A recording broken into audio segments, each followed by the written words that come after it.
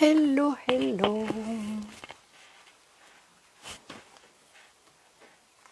Je patiente un petit peu que vous arrivez.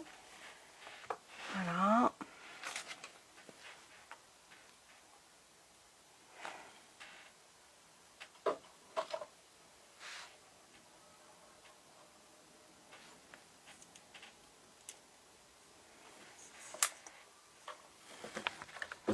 Oups. Je fais des bêtises. Voilà, comme ça. Ok. Alors, on me dit c'est presque prêt. Donc, je vais patienter encore un petit peu. Voilà. Bon, comme on a un week-end de 3 jours, je sais pas si les gens sont disponibles. Si vous êtes disponible, en plus il fait super beau à l'extérieur.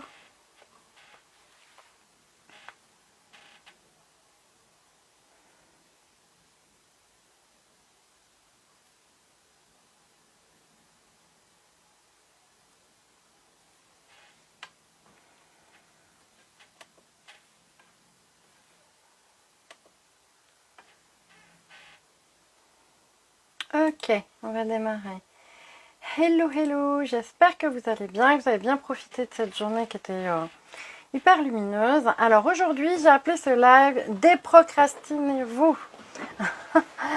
Pourquoi? Parce que beaucoup de personnes subissent la procrastination et du coup se mettent dans des situations extrêmement compliquées, difficiles et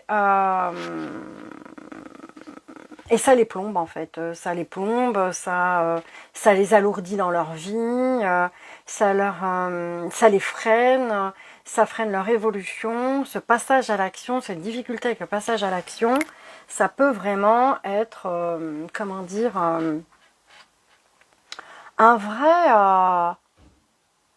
un vrai blocage dans la vie.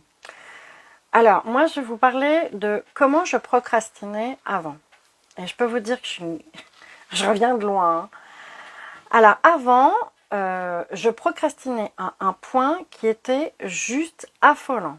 C'est-à-dire qu'au lieu de m'occuper, moi je procrastinais beaucoup sur les aspects administratifs et financiers. Donc je vous donne un exemple, j'ai une facture à payer, c'est pas que je veux pas la payer, au contraire, hein, moi j'aime bien m'acquitter de ce que je dois.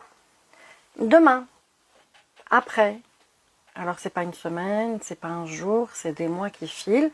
Puis ensuite il y a des rappels et ensuite les rappels, il y a des pénalités. Après les pénalités, il y a des courriers d'huissier. Enfin bon bref, je vous rassure, je m'en suis toujours très bien sortie, mais ça m'a coûté très cher. À tel point pour vous dire à quel point je procrastinais, à tel point qu'à un moment je n'ouvrais même plus mon courrier. Parce que courrier égale problème, courrier égale facture, courrier égale emmerde en fait, hein, vous voyez. Donc du coup, mon cerveau il a fait un raccourci, du coup j'ouvrais plus le courrier, comme ça j'étais tranquille. Mais en fait non, j'étais pas tranquille puisque ça me mettait dans des situations extrêmement tendues, compliquées, complexes. J'étais crispée en fait par ça, le fait de remettre ces actions toujours au lendemain et au surlendemain et à me dire maintenant ça va passer, ça va aller ou oui plus tard, mais le plus tard qui finit par coûter un bras, c'est ça procrastiner. Donc la procrastination, d'abord, c'est pas un trait de personnalité, c'est vraiment un comportement. Voilà. C'est pas, alors quand des personnes disent je suis un procrastinateur, eh bien, attention à ça, ce n'est pas une question d'identité, ça n'a rien à voir. Donc la procrastination, c'est un comportement, ce n'est pas une identité. Donc si vous vous répétez que vous procrastinez tout le temps et que vous êtes un procrastinateur, s'il vous plaît, descotchez de ça parce que c'est pas bon pour vous. Voilà, c'est pas bon pour vous, puis surtout c'est faux en fait. Voilà. Deuxième point, la procrastination, elle prend beaucoup racine dans l'enfance. Elle prend beaucoup racine dans l'enfance et dans notre histoire personnelle, notre histoire familiale en fait. Hein.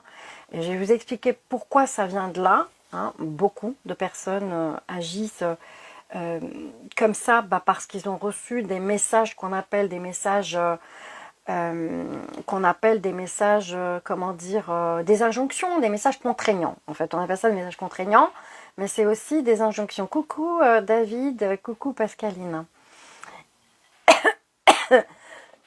Pardon. Welcome par ici. Alors, il faut savoir qu'on ne procrastine pas tous de la même façon. Coucou Swad. On ne procrastine pas tous de la même façon. Il y a des personnes qui vont procrastiner plus au boulot que dans le perso. Vous voyez? Moi, j'étais du genre à être super carré au boulot. Au boulot, c'était voilà, nickel. Alors, autant vous dire, hein, j'étais directrice qualité. Donc, les processus, les normes, les certifications, je connais. Mais dans ma vie perso, c'était une catastrophe. Enfin, c'est une catastrophe que sur les aspects administratifs et financiers. Sur tout le reste, c'était nickel. Tu ouvres mon placard, tu regardes mes vêtements, c'est rangé, mais alors, il y a des gens qui me disent, mais comment tu fais, il faut que tu me montres. Mais tout ce qui était administratif et financier, c'était une vraie catastrophe. Vous voyez, donc on ne procrastine pas tous de la même façon et sur les mêmes sujets. Voilà. Donc, il y en a qui vont toujours remettre au lendemain, au lendemain, au lendemain, selon certains domaines, ou peut-être sur plusieurs domaines, et plus dans la vie perso que dans la vie pro, ou peut-être dans les deux. Voilà, il y a des différences. Ensuite, il y a des gens qui procrastinent quand ils ont besoin de se décider. Vous voyez, ils ont du mal à faire leur choix, quoi, à prendre leurs décisions sur des choses mineures parfois, mais parfois aussi sur des choses majeures. Et ça peut être très, très, très impactant de procrastiner sur la prise de décision. Parce que la prise de décision, quand on prend une décision, on passe à l'action. Normalement, vous voyez. Et là, c'est justement le passage à l'action qui fait que ça freine la décision, en fait. C'est ça. Ensuite, on procrastine peut-être à certains moments plus qu'à d'autres. Vous voyez, je vous donne un exemple, vous êtes hyper crevé, vous êtes hyper fatigué, peut-être que vous allez plus procrastiner que si vous étiez en forme avec la patate, la motivation, etc. D'accord? Voilà. Alors, comment on peut sortir de ça? Parce que la procrastination, hein, je pense que vous savez ce que c'est cette... c'est vraiment reporter à plus tard. Et ce qui est incroyable, je vais vous dire pourquoi je parle de la procrastination aussi. Ce qui est incroyable, c'est que quand on ne veut pas faire quelque chose, notre esprit nous balade ailleurs. Et il nous emmène ailleurs, tout le temps en fait. Et je donne un exemple. J'aime bien prendre l'exemple de la déclaration d'impôt. C'est génial. Donc voilà, vous avez la déclaration d'impôt à faire. Vous mettez sur l'ordi, moi ça m'est arrivé plein de fois, hein, c'est pour ça que je vous le dis. Vous mettez sur l'ordi, vous dites, voilà, c'est bon, j'y vais. Et puis vous vous retrouvez en train de réserver un spectacle, de regarder ce qu'il y a au cinéma. En fait, notre esprit nous emmène ailleurs. Voilà. Et du coup, la journée passe, et comme je vous disais, c'est plus des journées, c'est des semaines, et des fois, c'est des mois. Oups, excusez-moi, j'ai reçu un appel. Donc, comment on peut faire en fait pour se sortir de cette procrastination? Parce que la procrastination, au-delà du fait de reporter, c'est toutes les émotions que ça vient créer chez nous. Parce que quand on procrastine, on se sent super mal. On ressent vraiment un malaise. On se sent vraiment pas bien, quoi. Le fait de procrastiner, on culpabilise, voilà, on se dévalorise. Il y a comme une tension intérieure où on n'est pas bien. Ensuite, on commence à mouliner, hein, ça mouline dans la tête. Hein, vous voyez, ah oui, j'ai pas fait ci, mais demain, nanana. Il y a tout un dialogue intérieur, un dialogue interne qui vient se greffer au fait de la non-action, le fait de ne pas passer à l'action. Vous voyez? Et puis, la procrastination, clairement, c'est aussi une forme d'auto-sabotage. Vraiment. Vraiment. À certains seuils, ça peut vraiment devenir un auto-sabotage. Et c'est l'art et la manière de s'éparpiller pour ne rien faire. Ou pour ne pas faire ce qu'on a à faire. Pas ne rien faire. Faire des choses, mais ne pas faire ce qu'on a besoin de faire, en fait. Et ça, c'est notre esprit. C'est notre dialogue intérieur qui nous amène là-dedans, en fait. Vous voyez? C'est ça, en fait. Donc, arrêter de procrastiner, bah déjà, il faut prendre conscience du dialogue intérieur. Alors, qu'est-ce que vous vous dites? Pourquoi? Parce qu'on crée des pensées. Vous savez, nos pensées, on crée des pensées automatiques. Et ces pensées automatiques, c'est la manifestation, entre guillemets, plus ou moins consciente, de certains processus mentaux. En fait, c'est un processus mental. Et ça échappe à notre perception. Et ça a un vrai impact sur nos émotions, sur nos actions, etc. Vous voyez? Donc, les pensées automatiques, le dialogue intérieur, bah, c'est important d'en prendre conscience. Mais vraiment d'en prendre conscience. Voilà, prendre conscience de ce dialogue pour aller voir quelle histoire vous vous racontez, en fait. Hein. Ok? La procrastination, c'est aussi le déni. Je regarde pas là parce que là, je sais que ça me saoule. Alors, pourquoi on procrastine? Ça, c'est intéressant aussi. Moi, je vais vous parler de mon expérience. Ce que je sais, c'est que le cerveau, il n'aime pas les contraintes. Notre mental, il n'aime pas les contraintes. Il déteste ça. Donc, quand on est amené, je reprends l'exemple de la déclaration d'impôt que j'adore, parce que j'ai toujours pas fait la mienne. Vous voyez un peu à quel point je vais faire ça demain. Voilà. Donc, la déclaration d'impôt. Quand on reporte, on reporte, on reporte. Pourquoi? Parce que, je vais être poli, mais ça nous en... Voilà, ok? On n'a pas envie de le faire et notre cerveau, il n'aime pas être sous contrainte. Il déteste ça, en fait. Notre inconscient, c'est comme un enfant de 5 ans. Vous voyez? Un enfant de 5 ans, vous lui dites, ou de 6 ans, vous lui dites fais tes devoirs, bon, 3/4 du temps, il n'a pas envie. Vous lui dites d'aller jouer, il y va en courant. Hein, vous lui filez un ballon, il y va en courant. Donc vous voyez, la contrainte, le plaisir, c'est ce conflit-là. Donc, comment on fait pour déjouer? Parce que je vous ai parlé de moi, je vous ai dit que j'ai été une grande...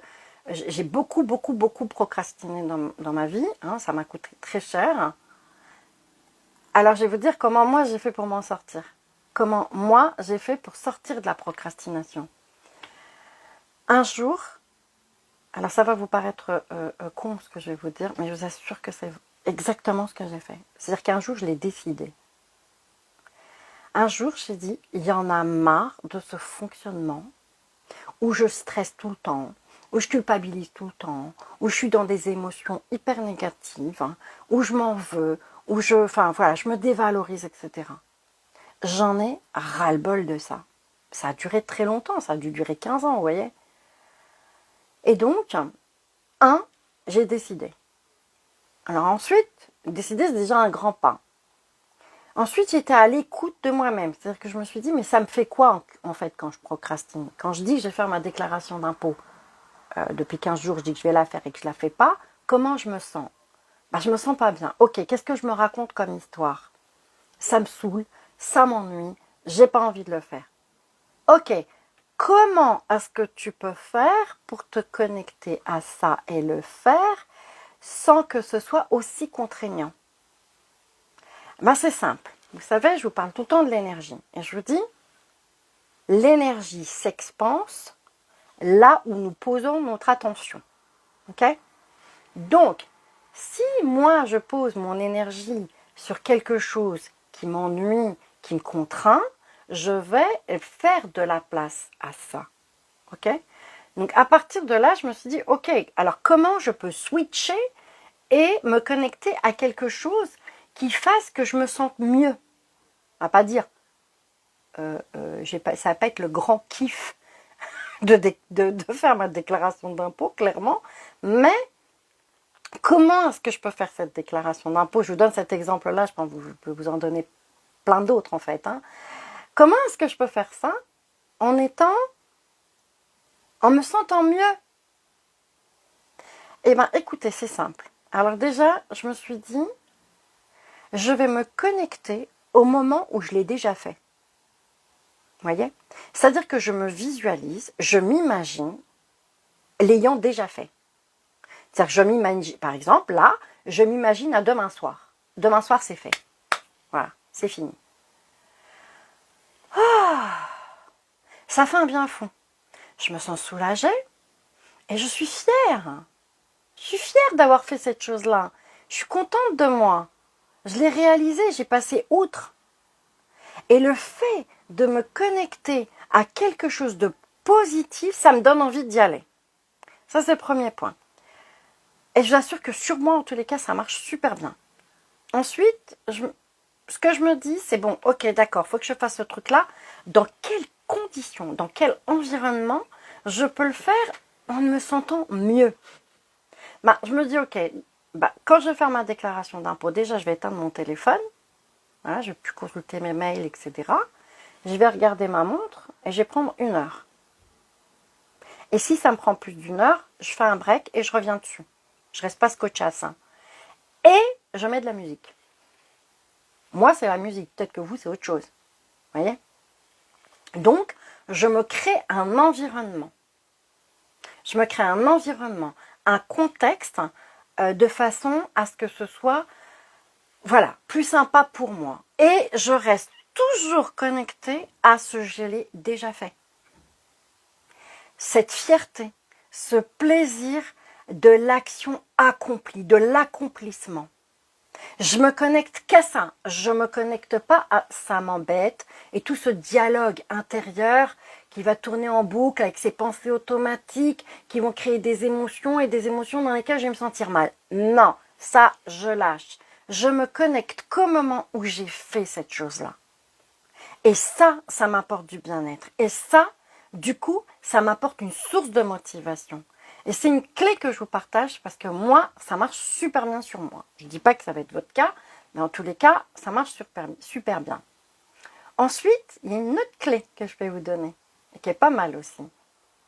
Quand vous avez plein de petites choses à faire, parce que c'est ça le problème, c'est que les gens qui procrastinent, en fait, ils ont plein de choses à faire qu'ils remettent au lendemain, etc. Donc, comment on fait pour prioriser? Parce qu'à un moment donné, il faut prioriser. Voyez? Allez chercher l'action qui vous coûte le moins et qui vous rapporte le plus. Voyez? L'action qui va vous coûter le moins d'efforts, vous voyez, le moins de contraintes, mais qui va vous rapporter gros. Si vous ne savez pas comment prioriser, commencez comme ça. Toujours. Bon, après, il y a les urgences, évidemment, il y a l'urgence. Ok? Quand vous avez un gros truc à faire, moi, l'an dernier, quand j'ai fait ma déclaration d'impôt, j'avais beaucoup de choses à faire et des choses qui étaient nouvelles. Donc, avant, quand j'avais juste mon salaire, 2-3 trucs en plus, fini, c'était réglé, en 1 heure, c'était réglé. L'an dernier, j'ai mis 3 jours.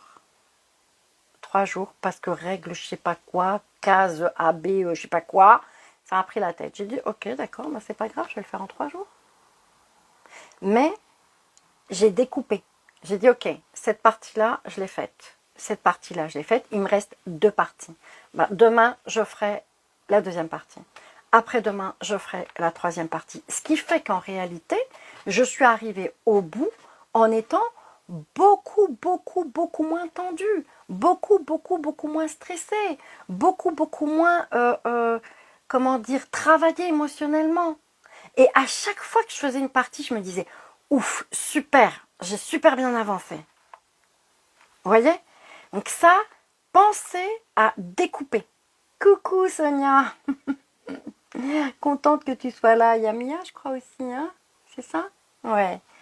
Je suis contente de vous retrouver ici. Donc, écoute bien Sonia parce que je sais que ça te concerne.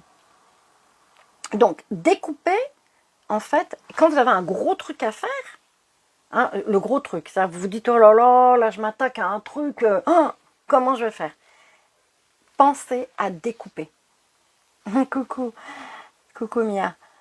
Pensez à découper ça en tâches. C'est-à-dire qu'une grande tâche, ok, vous découpez ça en micro-actions. Je donne un exemple. Je vais vous donner 2 exemples. Le premier exemple, c'est le gros bazar dans votre chambre, c'est le sou total. Et vous vous dites tous les jours que vous allez le faire. tous les jours vous dites que vous allez le faire et vous ne le faites pas. Ben, ne faites pas toute la chambre. Commencez par une étagère. Quand vous aurez fait l'étagère, vous serez tellement content de vous que le lendemain, vous allez dire, bon, bah, je vais faire le tiroir. Et sur le lendemain, vous allez, je sais pas moi, faire une autre étagère, un autre tiroir, changer des rideaux. Voyez? Et à chaque fois, vous allez voir les choses changer et vos émotions vont changer. Et vous allez toujours être connecté à cette visualisation de l'action accomplie, de l'accomplissement. Lâchez la contrainte, connectez-vous à ce qui est déjà fait et le plaisir et la fierté de l'avoir fait. Je vous assure, c'est une clé majeure. Je vais vous donner un autre exemple. Je déteste plier le linge. Ça me saoule. Pourquoi? Parce que je suis perfectionniste. Et comme je ne supporte pas que le linge soit mal plié, c'est un truc impensable pour moi, bah du coup je me dis ouais tout à l'heure, ouais tout à l'heure. Ok? Donc j'ai trouvé une astuce. Bah maintenant, j'associe le fait de plier le linge à regarder une vidéo YouTube sur mon écran télé. Donc du coup, le moment de plier le linge n'est plus devenu une contrainte, c'est devenu un moment de plaisir. Pourquoi? Parce que quand j'ai fini de le faire, mon linge est super bien rangé et j'ai regardé un truc que j'aime. Une émission, peu importe ce qui vous fait plaisir. Donc en fait, il faut trouver des petites stratégies comme ça pour associer la tâche que vous avez à faire avec du plaisir. Donc, ou le plaisir de l'avoir déjà fait, associé à autre chose, de la musique. Je vous ai parlé de YouTube, mais ça peut très bien être, bon bah, je vais faire cette chose-là, mais je vais mettre une musique que j'aime bien, qui m'entraîne, qui me motive. Ok? C'est des petites stratégies, mais qui changent tout. Voilà. Comme je vous ai dit, quand vous avez de grosses choses à faire, découpez. Découpez et faites-vous une routine. Tous les jours, vous faites une petite chose jusqu'à avoir tout fait. Vous voyez? J'aime bien la technique des petits pas. Ouais. Donc, concentrez-vous sur les bienfaits de vos actions. Qu'est-ce que ça va vous apporter? Si vous faites cette action-là, quel bien-être ça va vous apporter? Alors après, vous savez, parfois, on a plus d'avance. Alors, il faut vraiment regarder. Quand vous avez vraiment quelque chose à faire, si, écoutez bien, si vous avez plus d'avantages à ne pas faire l'action qu'à la faire, vous ne la ferez pas. Je ne sais pas si vous m'avez compris. S'il y a des bénéfices secondaires avantageux à ne pas faire l'action,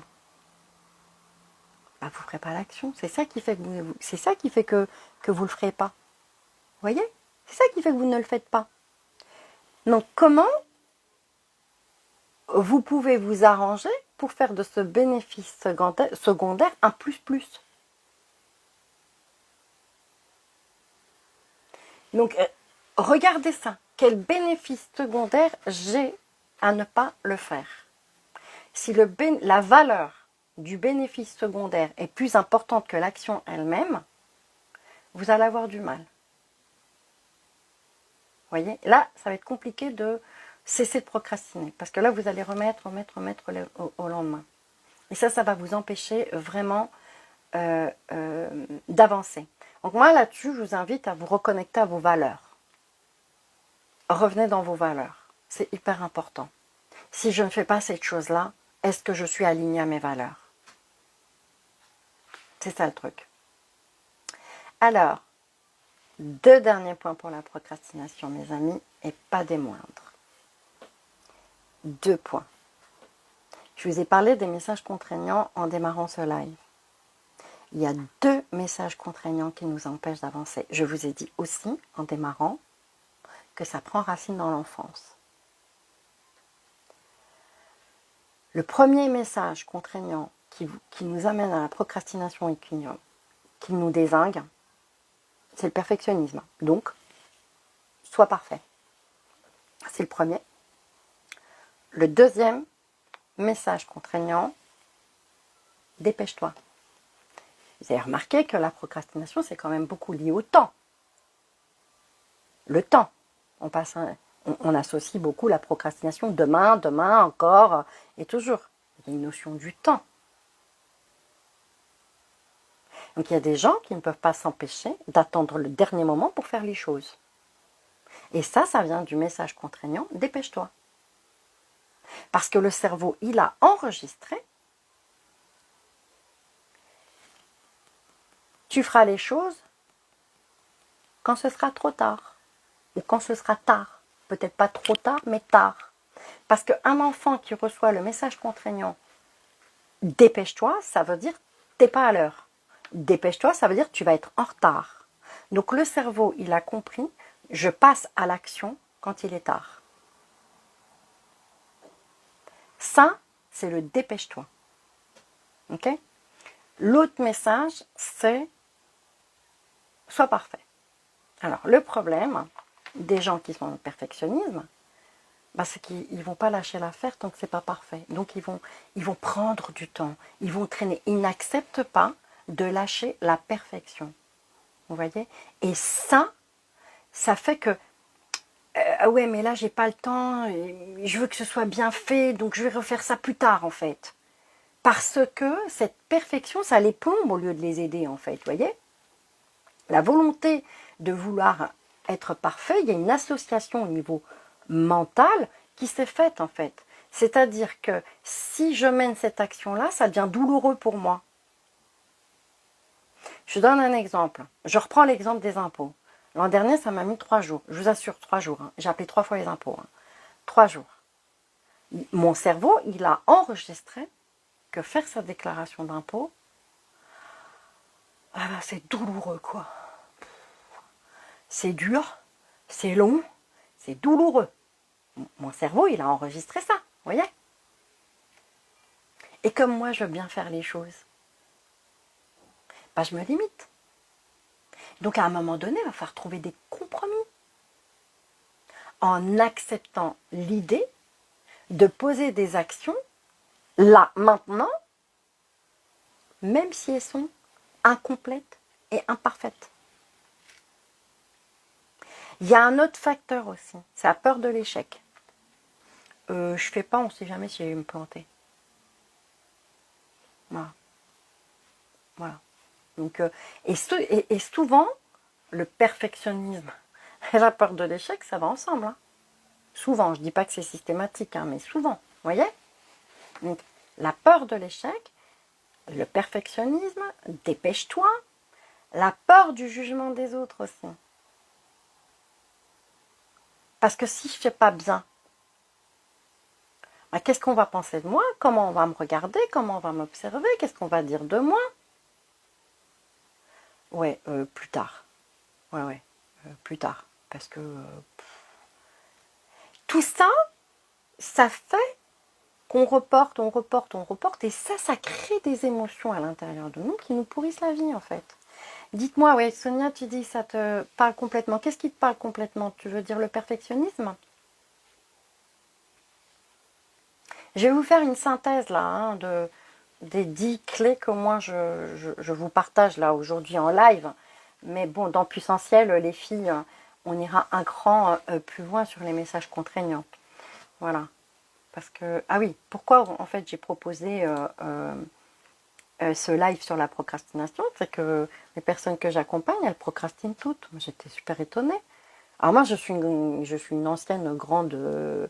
une personne qui procrastinait beaucoup, mais je ne me doutais pas que les personnes que j'accompagnais procrastinaient autant. Et dans l'accompagnement puissentiel, justement, on va justement modifier ce comportement. J'ai bien dit, c'est un comportement. Donc, j'ai une pensée, les pensées amènent l'émotion, action. Là, en l'occurrence, non-action. Ou alors, action pour faire autre chose, mais pas l'action désirée. Vous voyez? Ouais, donc c'est le perfectionnisme, toi. Mais de toute façon, on en parlera. Voilà, donc qu'est-ce que vous pouvez faire? Alors déjà, je vous ai déjà donné plusieurs clés.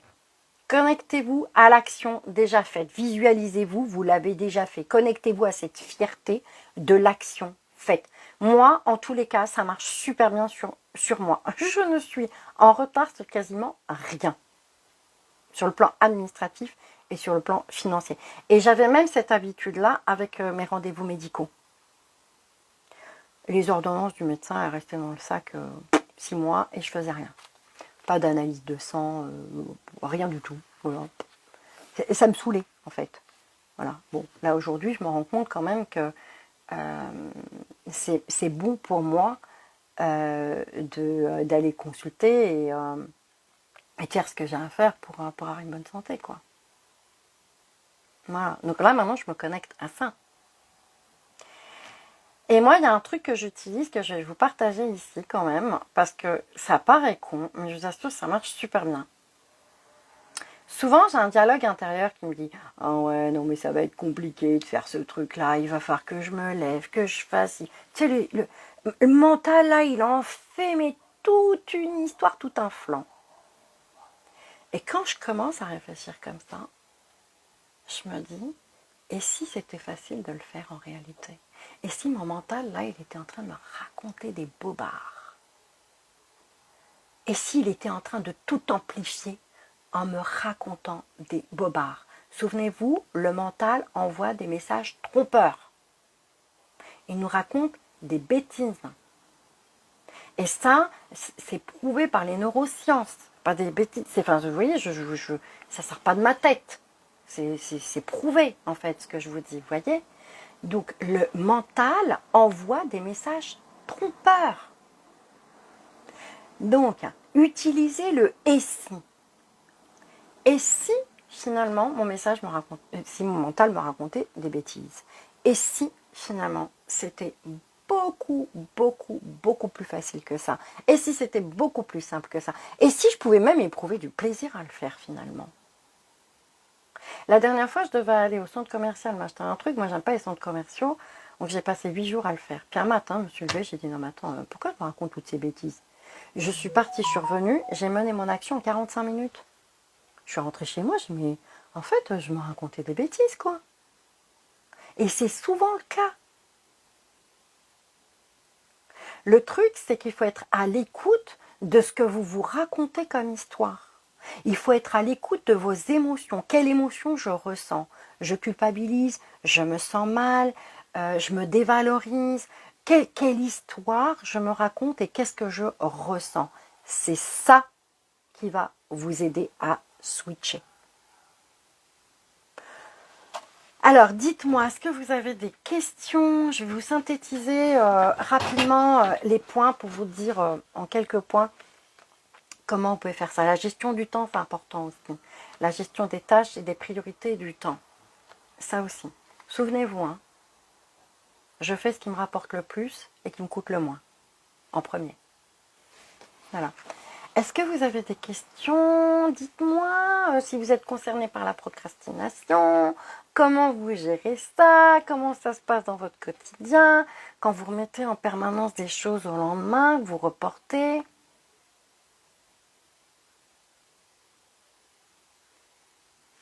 Dites-moi. Sinon, je vous fais une synthèse rapide. Connectez-vous à ce que vous aimez, à la fierté de l'action accomplie. À la fierté de l'action accomplie. Ok? Alors, 1, on prend conscience de son dialogue intérieur. Je lis parce que j'ai pris des notes. 2, on arrête de se dire qu'on est un procrastinateur, c'est pas une identité, c'est un comportement. 3, on se focalise sur l'énergie positive. Oui, mais t'inquiète pas, on va s'en occuper. Hein. Mia, on va s'en occuper. Identifiez si vous avez des avantages secondaires qui sont la valeur est plus forte que l'action elle-même. Ok? Lâchez le perfectionnisme. Acceptez que ce soit imparfait. Mesurez le temps. Cette action-là, finalement, je peux la faire en combien de temps? Un quart d'heure? Vous vous souvenez, je vous ai dit en 45 minutes, c'était réglé. Voilà. Focalisez-vous sur les actions qui vous permettent d'atteindre vos objectifs qui sont les plus importants pour vous. Au lieu de vous disperser un peu à droite à gauche, qu'est-ce qui est important pour vous? Découpez les tâches en micro-tâches. Ok? Alors, il y a un truc que je ne vous ai pas parlé, mais ça c'est vrai, c'est important. Quand on veut vraiment quelque chose, quand on veut vraiment mener une action qui nous tient à cœur, parce qu'elle est hyper importante, elle est fondamentale pour nous, attention aux distracteurs. Les distracteurs, c'est Internet, YouTube, les mails, voilà, ok? Je vous reprends encore une fois l'exemple de l'impôt. Moi, quand je fais ça, je coupe tout. Je suis focus. Et je fais que ça. Et si on m'interrompt, je dis je suis pas disponible. Focus. Focus, mais je sais combien de temps je vais rester focus. Je vais pas rester focus 10 heures. Hein. Je me dis, bon, bah là, je prends 1 heure et demie. Et si dans 1 heure et demie, j'ai pas fini, je fais pause. Et je me mets dans un environnement qui me convient. Je coupe avec le reste pour rester focus. Et je reste branché à la fierté de l'action accomplie. Waouh, je l'ai fait, c'est génial quoi. Ah, je vais pouvoir passer à autre chose, je me sens libre, plus légère. D'accord?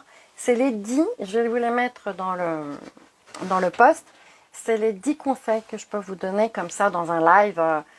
Après, pour les personnes qui veulent aller plus loin, comme Sonia, Mia, etc., eh ben, Puissentiel, c'est un accompagnement vraiment adapté à ce genre de choses parce que il faut savoir quand même que, enfin, je l'ai déjà dit mais je le répète, ben la procrastination c'est une forme d'auto-sabotage quand même. Hein. Voilà. Souvenez-vous, dépêche-toi, sois parfait. Voilà. Ok? Je vous embrasse et je vous souhaite une bonne soirée. À très vite. Bye bye.